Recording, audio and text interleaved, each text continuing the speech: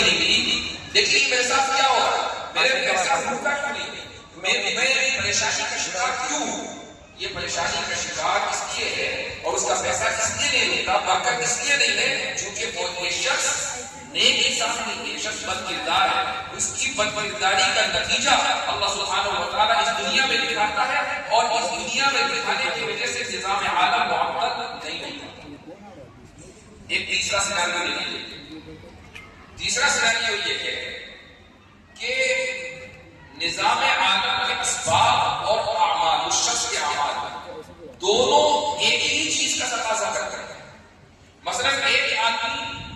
محنت کرتا ہے، تعلیم اس کے پاس ہے، مواقع اس کے پاس ہے، یہ ہے نظام عالم کے اسباب، اور بندہ نیکی ہے، تو دونوں کے